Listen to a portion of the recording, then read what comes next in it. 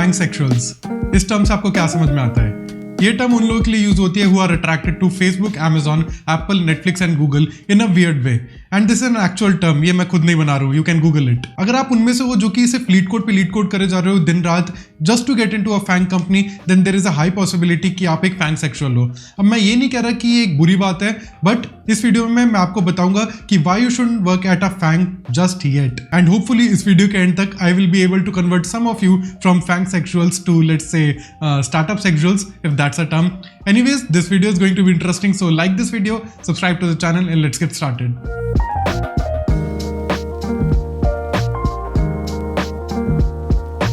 तो पहला पॉइंट तो ये कि जब आप एक बड़ी कंपनी में होते हो तो आपकी लर्निंग जो है वो लिमिटेड होती है। मोर ऑफन देन नॉट आप एक बहुत बड़े प्रोजेक्ट का एक 0.01% या फिर उससे भी कम एक हिस्सा होंगे। हो सकता है एक ही स्क्रीन पे 10 इंजीनियर्स काम कर रहे हो। कभी भी आप एक major chunk of the application पे काम नहीं करते। आपके पास बहुत ही एक drill down version of the work आएगा, एंड हो सकता है कि आपके पास सिर्फ एक टिकट आए या मेल आए एंड उसमें लिखा हो कि आपको क्या करना है, आप वो करोगे, बिल्ड करोगे, उसे क्यूए में दोगे एंड फिर वो डिप्लॉय होगा। तो इस चीज में होता क्या है कि एक कॉन्टेक्स्ट लूज हो जाता है कि वो फीचर क्यों बना, बटन का कलर क्यों चेंज करना था, फिर मार्केटिंग का उसमें क्या रोल था, पीएम आपको कैसे एक्सप्लेन करता है। तो ये सारी चीजें उस चीज में नहीं हो पाती, एंड इस वजह से आपको ये भी नहीं पता लगता कि उसका फाइनली इंपैक्ट क्या रहा, उसकी बिजनेस मेट्रिक उसने क्या मूव करा।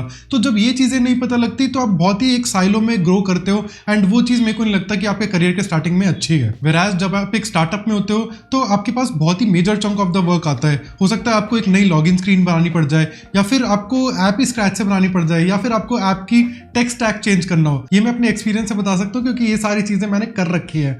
तो ये बहुत ही मेजर काम होते हैं, एंड इससे आपको पता लगता है कि आपका इंपैक्ट क्या है। आप एक दिन बिल्ड करोगे, अगले दिन शिप करोगे, आपको आराम से आपके फोन में ऐप में जो चेंज करा है वो दिख जाएगा, एंड आपको काफी लोगों के साथ कोलैबोरेट करना पड़ेगा। ऐसा नहीं है कि सिर्फ अपनी टीम में रहोगे, आपको प्रोडक्ट टीम के साथ भी कोलैबोरेट करना है, डिजाइनर्स के साथ भी कोलैबोरेट करना है। तो आपको पता होगा कि थॉट प्रोसेस क्या था। एक पीआरडी आती है, जैसे कहते हैं प्रोडक्ट रिक्वायरमेंट डॉक, तो उसमें लिखा होता है कि हम ये क्यों कर रहे हैं, क्या चेंज कर रहे हैं, एंड फिर फाइनली हम क्या एक्सपेक्ट कर रहे हैं। तो जब आप इतने लोगों के साथ कोलैबोरेट करते हो तो आपको पता लगता है कि इंजीनियर्स का काम सिर्फ ये नहीं कि कोड करना, रिक्वायरमेंट गैदरिंग भी एक बहुत बड़ा काम है। तो इससे आपकी ओवरऑल लर्निंग तो होती है, बट एक पर्सनैलिटी भी डेवलप होती है। तो ये काफी इंपॉर्टेंट है आपके early phase of the career में।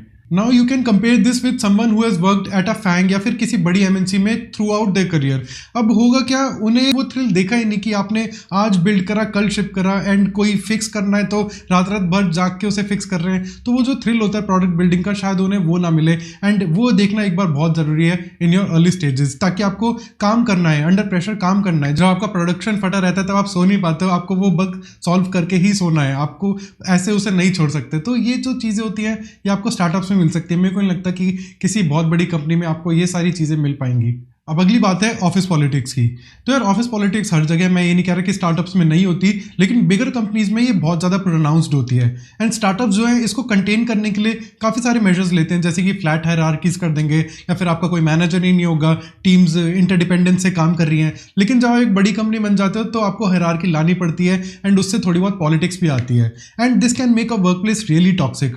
होता क्या है कि आपके मैनेजर के पास बहुत ज़्यादा कंट्रोल आ जाता है, and he can literally रूइन your career. जितना भी आप परफॉर्म कर लो, लेकिन at the end of the day तो आपके मैनेजर को आपकी परफॉर्मेंस इवैल्यूएट करनी है, एंड ये उस पर डिपेंड कर सकता है कि आप उसकी कितनी जी हुजूरी करते हो, आर यू यस मैन और not. So these things can really hurt your career. अब मैं ये नहीं कह रहा कि हर जगह होता है, मैंने देखा है कि काफ़ी बड़ी कंपनीज में अच्छी टीम्स भी हैं where people look out for each other. But मैं बस ये कह रहा हूँ कि जब आप एक बड़ी कंपनी में जाओ तो ऑफिस पॉलिटिक्स एक ऐसी चीज़ है जो कि आपको कंसिडरेशन में लेनी चाहिए, एंड जाने से पहले अपनी टीम के बारे में ज़रूर रिसर्च कर लेना कि आप जहाँ जा रहे हो वो आपकी टीम कैसी है। लोगों से लिंक्डइन पे बात करो, एक्स एम्प्लॉयज से बात करो, जैसे भी, बट थोड़ा बहुत पता कर लेना कि आप जिस टीम को ज्वाइन करने वाले हो वो टीम कैसी है। अब बात करते हैं जॉब सिक्योरिटी की, जो कि एक बहुत बड़ा बेनिफिट माना जाता है बड़ी कंपनीज का, एंड ये सच भी है। अभी कोविड में देखा कि जितने भी स्टार्टअप्स थे उन्होंने 60-60, 50-50% अपनी वर्कफोर्स को ले ऑफ कर दिया। लोगों के पास जॉब्स ही नहीं थी उस टाइम पे। जो बड़ी कंपनीज होती हैं वो काफी ज्यादा प्रॉफिटेबल होती है, उनके पास काफी कैश होता है, सो वो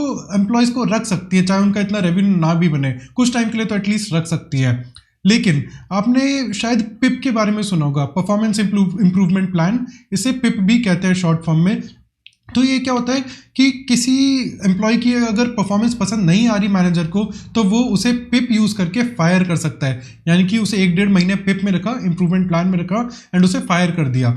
अब आप कहोगे कि ये तो ठीक है, लेकिन आप अगर ऑनलाइन फोरम्स वगैरह पढ़ो तो आपको पता लगेगा कि कई बार इसे अनफेयरली भी यूज़ करा जाता है। एंड इसमें एक और चीज़ है, कई कंपनीज में पिप मैंडेटरी होता है, यानी कि एक मैनेजर को टारगेट दिया जाता है कि आपको 6% लोग तो पिप करने ही करने हैं। अब होता क्या है कि एक मैनेजर के अंडर मान लो 100 लोग काम कर रहे हैं, अब हो सकता है 3 से 4 लोग ही हो जो अंडर परफॉर्मर्स हो, बाकी सब बढ़िया परफॉर्म कर रहे हो, क्योंकि कौन अपनी जॉब कौन फायर होना चाहेगा। तो मैनेजर को यार फिर भी 6 लोग फायर करने पड़ेंगे। तो वो जो एक्स्ट्रा 3-4 लोग फायर हुए उनकी कोई गलती नहीं थी, they were pipped, they were fired without any reason even though they were good performers. तो जॉब सिक्योरिटी है भी नहीं भी है फैंग में। मोस्टली तो यही कहते हैं यार कि अगर आप अच्छा परफॉर्म करो तो it won't be a problem, लेकिन मेरे को नहीं पता, क्योंकि ब्लाइंड वगैरह अगर आप फोरम्स चेक करोगे तो they are filled with stories जहाँ पे अनफेयर पिप्स हुए हैं। एंड लिंक्डइन पे भी काफ़ी लोगों ने पोस्ट डाले हैं। वही बात आ जाती है कि आपको अपनी टीम देखनी है कैसी, आपको अपने मैनेजर को इवेलुएट करना है कि वो कैसे हैं and should you be beware और नॉट। क्योंकि होता क्या है कि आप वहाँ पे एंग्जाइटी में रहोगे कि कहीं मेरे को पिप में तो नहीं डाल दिया। ऑल्दो वो आपको वार्निंग्स देंगे, लेकिन मेरे को सुनने में आया कि पिप में डालते वक्त आपको पता भी नहीं लगता, आप हमेशा एंग्जाइटी में रहोगे कहीं आपको पिप में तो नहीं डाल दिया है एंड आपकी 1 महीने बाद कहीं जॉब तो नहीं चली जाएगी। So this is trade off that I find, but it is what it is. तो अब बात करते हैं और बेनिफिट्स की, जैसे कि फूड रीइंबर्समेंट, जिम्स एंड आपकी कैब फैसिलिटी वगैरह। तो यार मैं ये कहूँगा कि आजकल जितने भी अच्छे फंडेड स्टार्टअप्स हैं वो भी ये सब बेनिफिट्स देते हैं। एंड अगर आप किसी कंपनी को स्विच कर रहे हो, किसी और कंपनी में जा रहे हो, तो मेरे को नहीं लगता कि इन बेनिफिट्स के ऊपर आपको जाना चाहिए, बिकॉज ये बेनिफिट्स ट्रांजिएंट हैं। आपको देखना चाहिए आपकी वर्क लाइफ बैलेंस कैसा है, आपकी टीम कैसी है, मैनेजर कैसा है, आपकी लर्निंग कैसे होने वाली है वहाँ पे। तो इन सब चीज़ों को कंसिडर करके जाना चाहिए, ना कि आपके इन बेनिफिट्स को। एंड मोस्टली स्टार्टअप्स आजकल ये बेनिफिट्स देने लग गए हैं, दीज आर स्टैंडर्ड्स। पहले ये होता था कि गूगल ही फ्री फूड दे रहा है, लेकिन आजकल मोस्टली कंपनी फ्री फूड दे देती है, अगर नहीं दे पाती तो वो मील कूपन या फिर आपको पेटीएम वॉलेट में बैलेंस ऐड कर देती है। So it's one and the same thing. तो अब बात करते हैं एक ऐसी चीज की जहां पे फैंग का अब भी सिक्का चलता है, तो वो है ब्रांड नेम। तो यार फैंग का ब्रांड नेम तो कोई भी बीट नहीं कर सकता। दिस इज अनडिबेटेबल कि फैंग के ब्रांड नेम की वैल्यू क्या है। अगर आप किसी फैंग में हो तो आपको हर हफ्ते रिक्रूटर्स से खुद ही कॉल आएंगे लिंक्डइन पे कि भैया हमारी कंपनी में आ जाओ, हमारी कंपनी में आ जाओ। एंड धरती के किसी भी कोने में आप अप्लाई कर सकते हो एंड आपका कम से कम रेज्यूमे तो नहीं अटकेगा अगर आप एक फैंग में हो। ऑल्दो मेरे को लगता है कि ऐसा नहीं है कि हर कोई अच्छा इंजीनियर होता है फैंग में, but it is what it is. लोगों को लगता है कि फैंग में जितने इंजीनियर्स हैं बहुत अच्छे हैं। तो अगर आप एक बार वो क्रैक कर लेते हो एंड 1-1.5 साल वहाँ पे बिता देते हो, तो आप धरती की किसी भी कंपनी में, किसी भी स्टार्टअप में, किसी भी और बड़ी एमएनसी में आराम से जा सकते हो। एंड वो आपको रिलोकेशन भी प्रोवाइड करेंगे, वीज़ा भी प्रोवाइड करेंगे, उसकी टेंशन आपको लेने की जरूरत नहीं है। सो फैंग आपकी काफ़ी सारी अपॉर्चुनिटीज़ खोल देता है ऑल अराउंड द वर्ल्ड। तो अब इसका कंक्लूजन क्या है? तो यार मेरे को ये लगता है कि अपने करियर के शुरू के 1 से 2 साल तो आपको किसी स्टार्टअप में डेफिनेटली काम करना चाहिए।